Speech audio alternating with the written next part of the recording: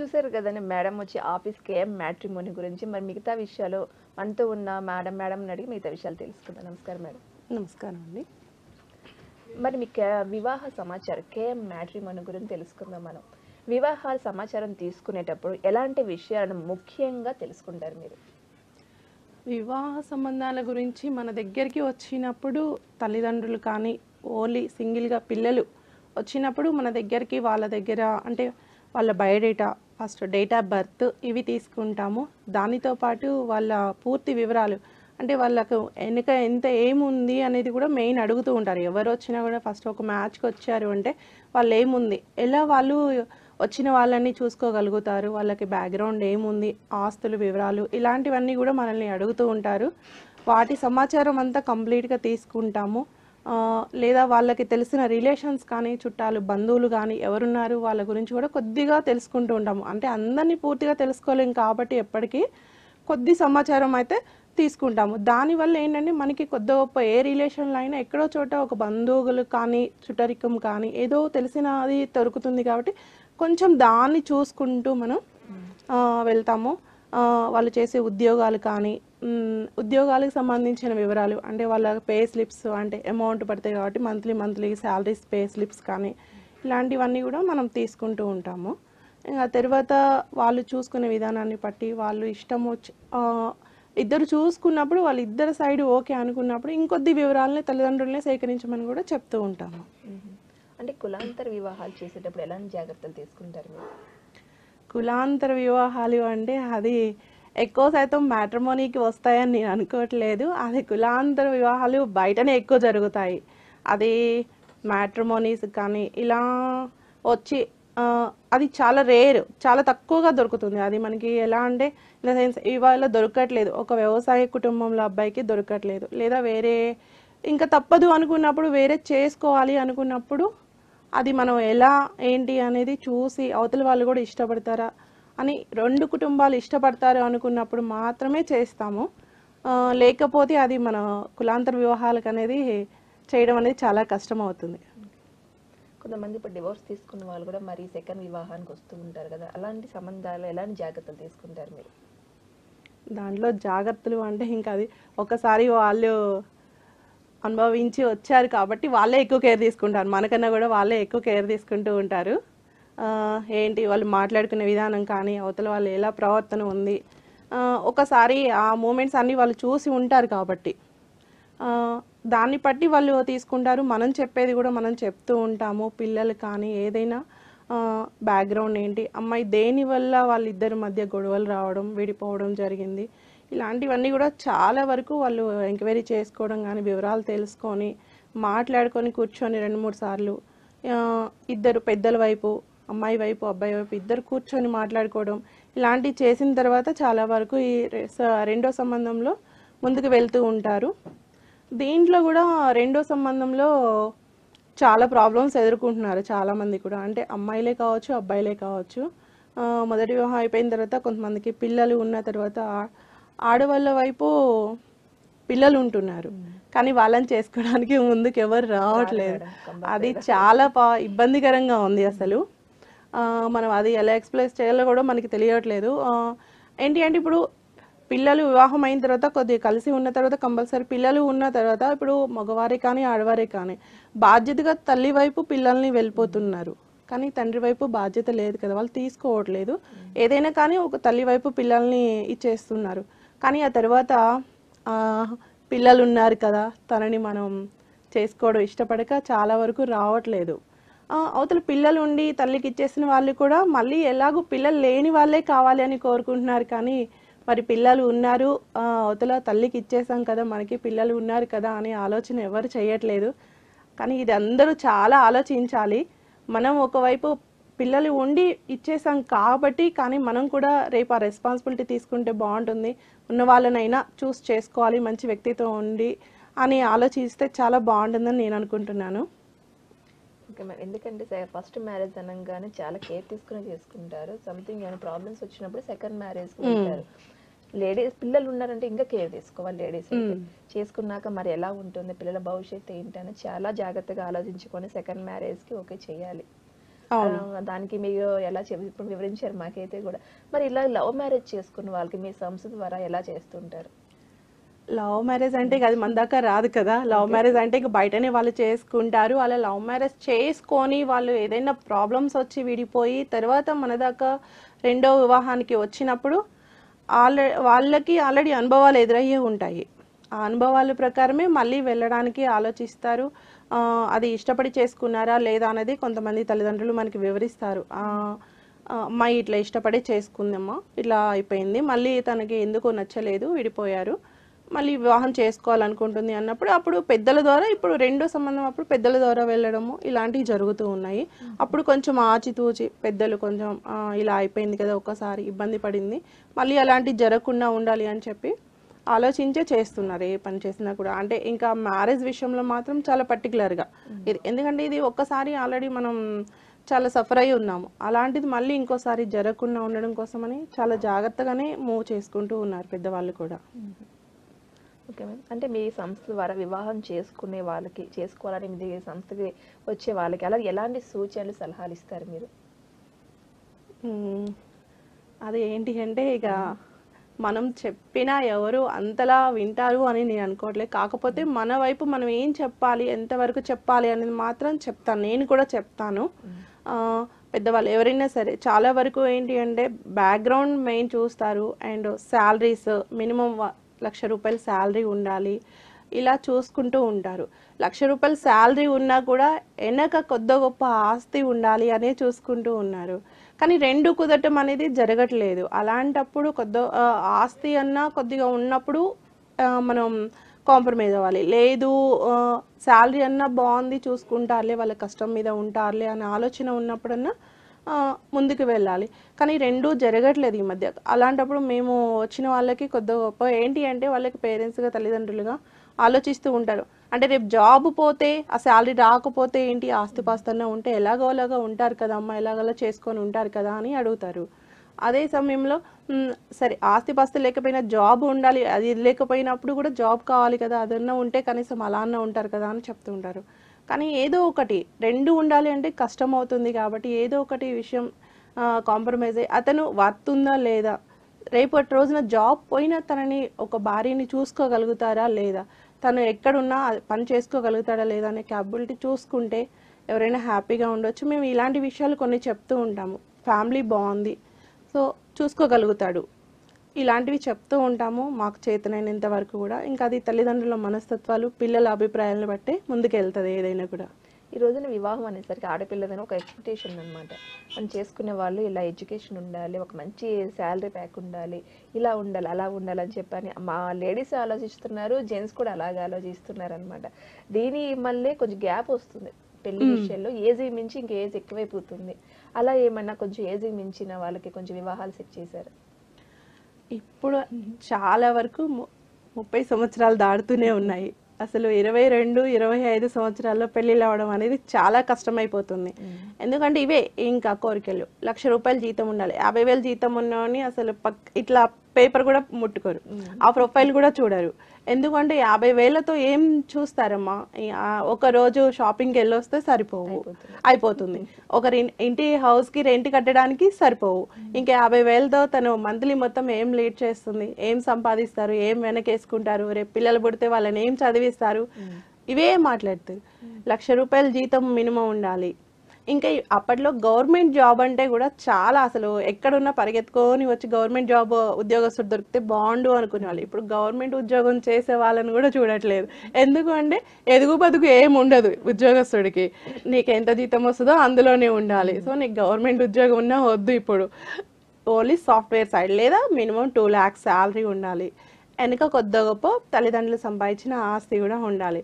ఇలా చూసుకుంటూ ఇప్పుడు అందులో ఆడపిల్లలు కూడా కొంచెం మంచిగా సంపాదించుకుంటూ ఉన్నారు కాబట్టి వాళ్ళ అభిప్రాయాల్ని తల్లిదండ్రులు కూడా ఏకీభవిస్తున్నారు కాబట్టి దానివల్ల అది మనకి అన్ని కంఫర్ట్గా ఉండే వాళ్ళు దొరకకపోవడం వల్ల అసలు 30 సంవత్సరాలు దాటిన దాకా కూడా మనకి అసలు పెళ్ళిళ్ళు చేసుకునే ఆలోచనలు కూడా ఎవ్వరూ కనిపించట్లేదు. 25లో అసలు ఎవరు చేసుకోవట్లేదు కూడా. కారణాలు కూడా ఇవే. అసలు నిజమే మేడం, అది లేడీస్ కూడా అలాగే ఉన్నట్టు ఆఫ్టరే ఉన్నారనమాట. 30+ జెంట్స్ ఎవరైనా ఆలోచించినా నీకు 50 సంవత్సరాలు అంటే 50,000 జీతమే కదా అని ఎవరు ముందుకు రాకపోవడం కారణం వల్ల వాళ్ళకి డిలే అవుతుంది. అమ్మాయిలు ఏంటి అంటే ఇలాంటి వాళ్ళకి ఏమైతే ఆలోచిస్తున్నారో అవి దొరకకపోవడం వల్ల కూడా డిలే అయిపోతుంది. సో దానివల్ల ఇద్దరికి బోత్ సైడ్, అబ్బాయికి కానీ అమ్మాయికి కానీ 30 సంవత్సరాలు దాటిపోవాల్సి వస్తుంది. అంటే ఇప్పుడు మీకేం మ్యాట్రిమోనీ ద్వారా, అంటే ఇప్పుడు చాలా మంది సంబంధాల కోసం వచ్చినప్పుడు మాకు ఈ క్వాలిటీస్తో ఉన్న అమ్మాయి కావాలి, చదువుకుని ఉండాలి, మాకు ఇంత జాబ్ చేస్తూ ఉండాలి అన్నట్టుగా ఫేస్ చేసిన సందర్భాలు ఏమైనా ఉన్నాయా? ఇప్పుడు అయితే పరిస్థితుల్లో అందరూ ఎక్కువ జాబ్కి ప్రిఫరెన్స్ ఇస్తూ ఉన్నారు. ఇంట్లో ఉండి ఏంటంటే ఇంట్లో ఉండి బోర్ కొట్టి ఈవినింగ్ వచ్చేసరికి ఇద్దరు గొడవలు పెట్టుకోవడం అయిపోతుంది. అలా కాకుండా కంపల్సరీ జాబ్ ఉంటే ఎవరి జాబ్ వాళ్ళు చేస్తారు, సాయంత్రం అయ్యేసరికి ఇంటికి వస్తారు, ఇద్దరు కలిసి హ్యాపీగా కాసేపు మాట్లాడుకున్నా లేదా వీకెండ్స్ ఎటైనా స్పెండ్ చేసినా అయిపోతుంది అనే విషయంలోనే ఎక్కువ శాతము అసలు జాబ్ ఉన్న వాళ్ళనే కోరుకుంటూ చదువుకొని జాబ్ చేయకపోయినా కూడా అది ఏదో అసలు ఏం లేదు అన్న ఫీలింగ్లోనే చాలా వరకు మ్యాచెస్ ఆగిపోతూ ఉంటాయి. ఇప్పుడు మీరు చేసే సంబంధాల్లో అంటే మీరు ఎంత క్లారిటీగా చూసుకునే చేస్తారు వివాహాలు, అలా చేసిన వాటిలో ఇంకా చాలా ప్రాబ్లమ్స్ క్రియేట్ చేసిన ఏమైనా ఉన్నాయా పెళ్లి చేసిన తర్వాత? మనం ఎంత చూస్ చేసినా అవతల వాళ్ళని ఇప్పుడు మనస్తత్వాలు ఎలా ఉంటాయంటే సిచ్యువేషన్స్ని బట్టి మారుతూ ఉంటాయి.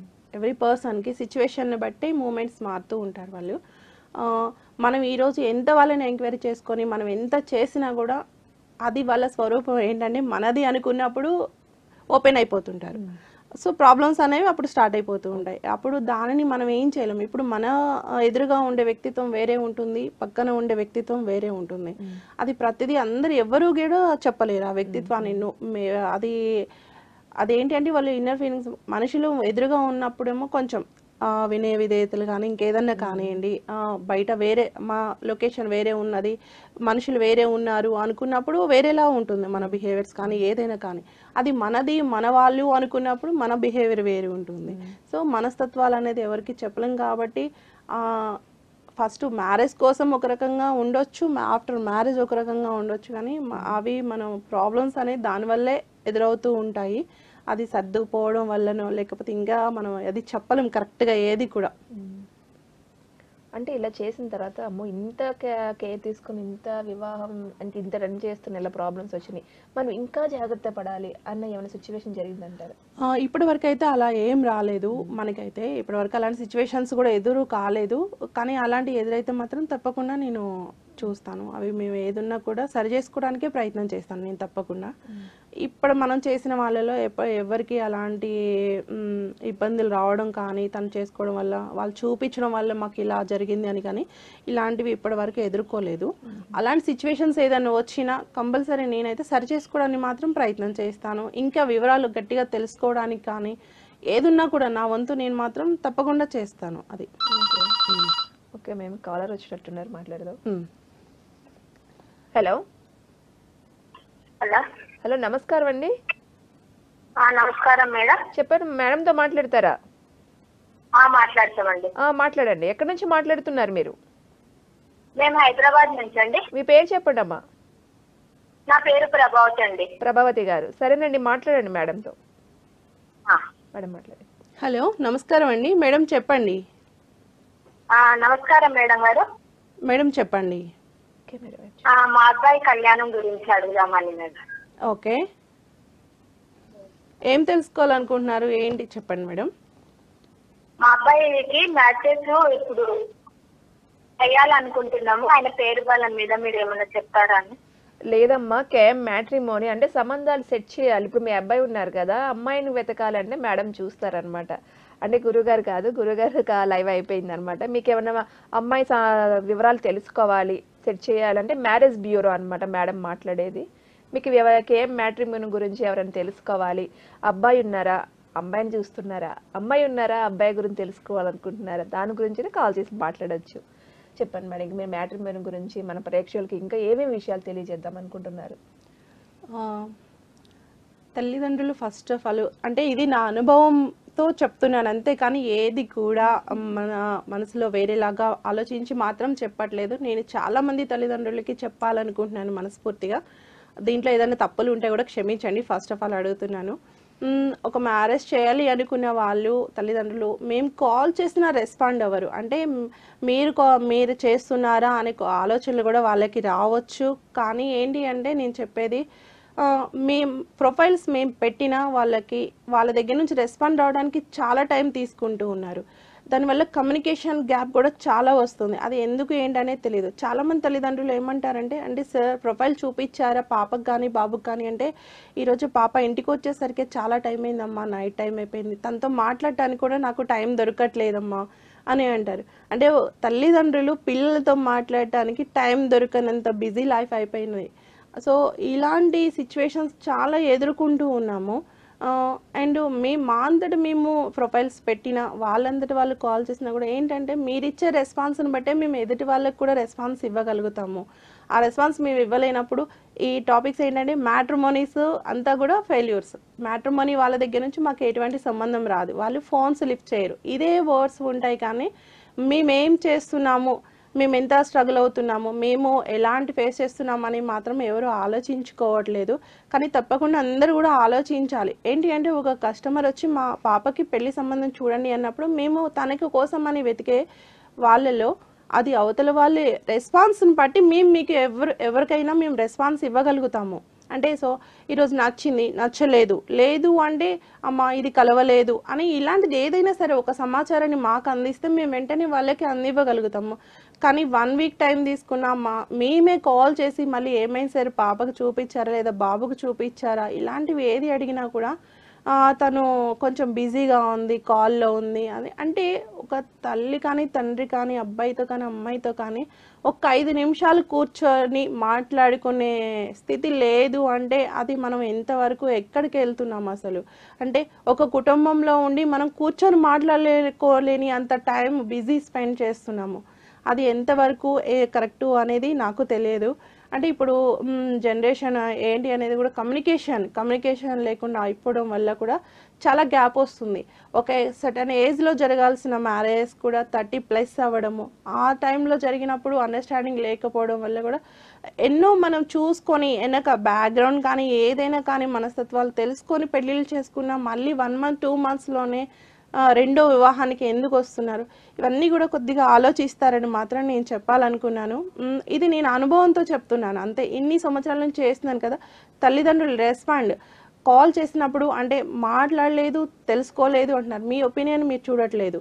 అట్ ద సేమ్ టైం ఇంకా ఒక ప్రొఫైల్ పెట్టినప్పుడు దాని గురించి డెప్త్గా ఆలోచించి మనకి సరిపడుతుంది అనుకున్నప్పుడు ఒక స్టెప్ కూడా ముందుకు రావట్లేదు. ఓన్లీ ఫొటోస్ చూడటం వరకే సరిపోతుంది. ఒక ప్రొఫైల్ పెట్టినప్పుడు ఒక ఫోటో చూస్తారు, నచ్చలేదు వదిలేసేయండి, ఇంకా వేరే పెట్టండి అనుకునే బదులు దీంట్లో ఏముంది, బాబుకి ఎంతవరకు మనకి సరిపోతాడా లేదా ఒక స్టెప్ ముందుకేసి అక్కడ దాకా వెళ్ళడం కానీ చూడడం కానీ ఎవరు కూడా చేయట్లేదు. ఫొటోస్ వరకే ఆగిపోతూ ఉంది. ఫోటో చూసి కాదు కదా, ఇది ఫొటోస్ చూస్తే అది అక్కడతోనే లైఫ్ ఆగిపోదు కదా. అది ఏంటి అసలు వాళ్ళు ఏంటో తెలుసుకోవాలి. ఫస్ట్ ఆఫ్ ఆల్ ఒక స్టెప్ ముందుకేసి వాళ్ళ ఇంటి దాకా వెళ్ళడమా లేదా మాట్లాడటమా లేదా మాట్లాడుకున్న తర్వాతనే ఆపేస్తూ ఉన్నారు. అలా కాదు, కొంచెం అతను ఏంటో తెలుసుకోవాలి లేదా వాళ్ళ ఫ్యామిలీ ఏంటో మనం తెలుసుకోవాలి అనుకున్నప్పుడు ఒక అడుగు మనం ముందుకేసి కొంచెం వాళ్ళ గురించి తెలుసుకొని కరెక్ట్ కాదు అనుకున్నప్పుడు మనం వేరే వైపు చూడడం అనేది చాలా వరకు బాగుంటుంది. అలా కాకుండా ఓన్లీ ఫోటోలోనే ఏది తెలుసుకోవడం అనేది కుదరదు అని నేను అనుకుంటున్నాను. ఫొటోస్ జెనిక్స్ అంటే ఫోటోలో ఒక రకంగా ఉండొచ్చు లేదా బయట ఒక రకంగా కూడా ఉండొచ్చు. అంటే కొంతమంది ఫోటో ఫేస్ కాకపోవచ్చు, బయట బాగుండొచ్చు. ఇలా డిఫరెన్సెస్ ఉంటాయి. కాబట్టి ఒక తల్లిదండ్రులుగా మీరు డెప్త్గా ఆలోచించి ప్రొఫైల్ బాగుంది, బ్యాక్గ్రౌండ్ కొంచెం తల్లిదండ్రులు చదువుకున్నారు లేదో ఇంకేదో అవి చూసుకొని దాన్ని బట్టి ఒక అడుగు ముందుకు వేసి వాళ్ళ ఇంటి దాకా వెళ్ళి రావడమో లేదా తెలుసుకోవడము వాళ్ళ గురించి చేసిన తర్వాత ఆగిపోతే బాగుంది. ఇలా ఫొటోస్తోనే ఆగిపోవడం వల్ల సంవత్సరాలు గడిచిపోతున్నాయి కానీ మ్యారేజెస్ అనేది ముందుకు వెళ్ళట్లేదు. మెయిన్ అది చాలా కారణాలు అవుతున్నాయి. ఇలా నేను అందుకనే ఇలా చెప్పాలి అనుకున్నాను. కంపల్సరీ తల్లిదండ్రులందరికీ కూడా మీరు కొంచెం ఒక అడుగు ముందుకు వేసి అసలు ఏంటి అనేది తెలుసుకున్న తర్వాత అది వద్దు అనుకుంటే బాగాలేదు అనుకుంటే ఆపేయడంలో ఎలాంటి ఇబ్బంది అయితే ఏం లేదు. కాబట్టి కొంచెం ఆలోచిస్తారని నేను అనుకుంటున్నాను. ఓకే మ్యామ్, మీకేం మ్యాట్రిమోనీ ద్వారా అంటే మీరు సాధించిన విజయ రహస్యాల గురించి తెలియచేయండి మాకు. విజయ రహస్యాలు అంటే నేను ఎక్కువగా చాలా వరకు ఏంటంటే ఫ్రెండ్లీగా ఉంటాను అందరితో కూడా. మన దగ్గరికి వచ్చినప్పుడు ఏదో మ్యాట్రిమోనీకి వెళ్ళానో లేదా ఎక్కడికో ఒక బిజినెస్ దానికి వెళ్ళాను, ఒక ప్రొఫైల్ ఇవ్వడానికి వెళ్ళాను అనే ఆలోచన కాకుండా మన ఇంట్లోనే మనం చూసుకుంటున్నాం, మన అమ్మాయి చూస్తుంది అనే ఒక చిన్న ఫీలింగ్ కావాలి కాబట్టి వాళ్ళకి నేను అలానే ఉంటాను కంపల్సరీ. వాళ్ళు ఏంటి అంటే రేపటి రోజు ఫోన్ చేసిన అమ్మద్దనా అని నువ్వు పిలిచేలా ఉండాలి, కానీ ఆ మేడం అని ఏదో ఒక ఇన్కంఫర్టబుల్గా ఉండి అలా కాకుండా మనం మంచిగా ఉండి మనం చేసే విధానం బాగుంటే ఎప్పుడైనా సరే అది ఎప్పటికీ రహస్యంగానే విజయకేతనం ఎగరేస్తూ ఉంటుందని అనుకుంటున్నాను నేను ఎప్పటికీ కూడా. యాక్చువల్లీ ఫోటోలు ఇందాక అన్నారు, ఫోటోలు చూసి మోసపోయేవని ఎప్పుడో పాతకాలంలో మేము ఇట్లా వింటూ ఉండేవాళ్ళం, ఫోటో చూసి మోసపోయి చేసుకున్నాను అని చెప్పానని. ఎందుకంటే ఫోటో చూస్తే బయోడేటా అన్ని క్లారిటీగా ఉండాలి మేడం. ఫోటో చూసి నాకు నచ్చేసి చేసుకుంటా అనే రీతికి వెళ్ళకూడదు ఆడపిల్లలు. ఫోటో పక్కన పెట్టేస్తే డైరెక్ట్గా చూడాలి, పర్సన్ డైరెక్ట్గా చూడాలి, బయోడేటా జాగ్రత్తగా చూసుకోవాలి, అప్పుడు వివాహం సెట్ చేసుకోవాలి. నేను అదే చెప్తున్నాను, ఫోటో ఒక్కటి బేస్ చేసుకొని మనం అది వద్దు, ఆ ప్రొఫైల్ నచ్చలేదు వద్దు పక్కకు పెట్టేసేయండి వేరే ప్రొఫైల్ పెట్టండి అనే దానికన్నా అసలు అతను ఏంటి మనం తెలుసుకోవాలి అంటే మనం అతన్ని ఫిజికల్గా చూసి అతని మాటల్లో అతను ఏంటి అనేది కొద్దిగా కలుసుకొని మాట్లాడితే తెలుస్తుంది. అది ఓన్లీ ఫోటో వల్లనో వెనక ఉన్న బయోడేటా వల్లనో తెలియదు. బయోడేటాలో కూడా కొన్ని రాంగ్ ఇవ్వచ్చు, మనం అది చెప్పలేము ఎవరం కూడా. ఇప్పుడే సడన్ ఏదంటే ఇప్పుడు ఒక ఏజ్ వచ్చింది, అతనికి పెళ్లి కావట్లేదు, చాలా రోజులు వెతికి వెతికి వెతికి అలసిపోయి డేట్ ఆఫ్ బర్త్ కూడా మార్చొచ్చు. మనం దానికి ఎలాంటి ఇది చెప్పలేం కదా. ఒక డేట్ ఆఫ్ బర్త్ ఉంటే ఇంకొక డేట్ ఆఫ్ బర్త్ కూడా పెట్టొచ్చు. అది మనం ఎవరు చెప్పలేము అది ఏంటి అనేది. ఎందుకు అంటే పెళ్లి కావట్లేదు, ఆ డేట్ ఆఫ్ బర్త్లో నా జాతకం ఏమన్నా బాగాలేదేమో అందుకే మార్చుకున్నాను, వేరే డేట్ ఆఫ్ బర్త్ పెట్టుకున్నాను అనే ఒక ఆలోచన కూడా ఉండొచ్చు కదా. కానీ అది కాదు కదా. ఇప్పుడు అవన్నీ ఒక ఎత్తు అయితే రేపటి కలిసి ఉండాల్సింది మీ ఇద్దరు కాబట్టి ముందుకు వెళ్ళి కొంచెం వాళ్ళు మాట్లాడుకొని తల్లిదండ్రులు మాట్లాడుకోవడం కానీ ఇలాంటి జరిగితేనే ఏదైనా ముందుకు వెళ్తుందేమో అనే ఒపీనియన్ నాకు. నేను చాలా మందికి అదే చెప్తూ ఉంటాను, అలా కాదు సార్ ఫోటో కాదు మెయిన్ మీరు చూడాల్సింది, కొంచెం ముందుకెళ్ళి లేదా వాళ్ళ ఇంటికి వెళ్ళినండి, ఒక గంట టైమే కదా మనం స్పెండ్ చేసేది. దూరం అయితే ఎక్కువ అనుకోవచ్చు, కానీ దగ్గరున్న వాళ్ళని కూడా అలానే చూసుకోకుండా వెళ్ళి మనం చూసుకొని వస్తే వాళ్ళు ఏంటి అనేది తెలుసుకుంటే మనం ముందుకెళ్ళొచ్చా లేదా అనేది తెలిసిపోతుంది. కాబట్టి అక్కడితో ఆగిపోతాము. అంటే సంబంధం చూడమని చెప్పి వదిలేయడం కాకుండా వాళ్ళ సహకారం కూడా మీకు ఉండాలి. తప్పకుండా. ఇప్పుడు మేము కూడా వాళ్ళకి మాకు తెలిసింది ఎంత చెప్తూ ఉన్నా వెళ్ళి చూడమని ఎలా చెప్తామో వాళ్ళు కూడా అమ్మ మేము వెళ్తామమ్మా చూస్తాము అని వాళ్ళ సహకారం లేని మేము అసలు ఏం చేయలేము. కేవలం ఏంటంటే ఇప్పుడు రాముడికి వారధిలాగా ఉంటాం, కానీ మేము ఇంకా అంతకన్నా ఎక్కువ ఏం చేయలేం కదా. వాళ్ళు చెప్పిందే చేయగలుగుతాము, అంతకన్నా కూడా ఎక్కువ ఎవరు ఏం చేయలేము. మ్యాట్రిమోనీ కానీ ఏదైనా కూడా. కరెక్టే మీరు చెప్పారు. ఎందుకంటే మీరు 50% అయితే పేరెంట్స్ కూడా 50% ఛాన్స్ తీసుకోవాలి. మేము మ్యాట్రిమోనీకి ఇచ్చేసాం కదా వాళ్ళే చూస్తారు కదా అని వదిలేయకూడదు, చూసుకోవాలి జాగ్రత్తగా. అవును, అది ఏదైనా వాళ్ళు చూసుకోవాల్సింది. వాళ్ళకి ఒక నమ్మకం వచ్చి వాళ్ళు రేపటి రోజున వాళ్ళకి మేము కలిసి ఉండగలుగుతాం అనే ఒక నమ్మకం వాళ్ళకి వస్తేనే ముందుకు వెళ్ళాలి. కానీ ఎవరో చెప్పింది నమ్మి ముందుకు వెళ్ళాలని మాత్రం ఎప్పుడూ అనుకోకూడదు. అది మాత్రం ఎప్పుడైనా సరే బహుశా అది అమ్మాయి అబ్బాయి కానీ వాళ్ళ తల్లిదండ్రులే కానీ ఏదైనా మంచిది. రేపు మా అమ్మాయిని బాగానే చూసుకుంటారు, తను వాళ్ళు అక్కడ ఉండగలుగుతుంది అనే ఒక నమ్మకాన్ని వాళ్ళు తెచ్చుకోవాలి. అలా తెచ్చుకోవాలి అంటే కూడా మనం ఫిజికల్గా వెళ్ళాలి, చూసుకోవాలి, ఇవన్నీ జరగాల్సిందే తప్పకుండా. అంటే ఒక అపోహ మ్యాట్రిమోనీ అనగానే ఎలా చూస్తారు ఎలా సెట్ చేస్తారని కూడా ఒక అపోహ అయితే చాలా మందికి ఉంది. అదైతే మీ మాటల్లో మాకు క్లారిటీ ఇచ్చారు బాగానే. ఇంకా ఏమైనా తెలియజేయాలనుకుంటే వివాహం చేసుకునే ఆడపిల్లలు కావచ్చు మగపిల్లలు కాబట్టి ఇంకా జాగ్రత్త కేర్ తీసుకోవాలని కూడా తెలియజేయండి మీరు. వివాహం అనుకునే వాళ్ళందరూ కూడా ఒకటి అంటే వాళ్ళు ఏం ఆలోచిస్తున్నారు అనేది ఇప్పటికైతే చాలా వరకు ఎవరికి అర్థం కావట్లేదు. తల్లిదండ్రులకి అర్థం కావట్లేదు, తల్లిదండ్రులు తీసుకొచ్చి మాకు అర్థం కావట్లేదు. వాళ్ళు ఏం ఆలోచిస్తున్నారు ఏంటి అసలు వాళ్ళు ఏం కోరుకుంటున్నారు అనేది కూడా మెయిన్.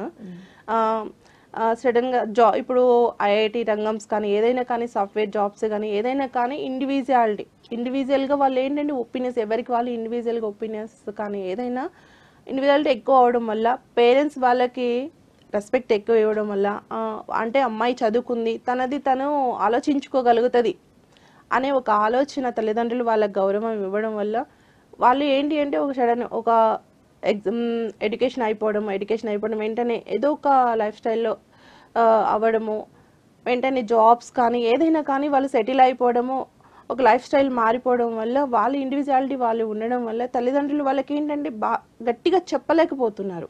అంటే తన డెసిషన్ తను తీసుకోగలుగుతుంది కదా, మనం ఎందుకు ఇన్వాల్వ్ అవ్వడము అనే ఒక పేరెంట్స్ కానీ ఏదైనా జరగవచ్చు. దానివల్ల వాళ్ళు పిల్లలు ఎంతవరకు ఏం ఆలోచిస్తున్నారు ఏంటనేది అది ఎవరికి అర్థం కావట్లేదు.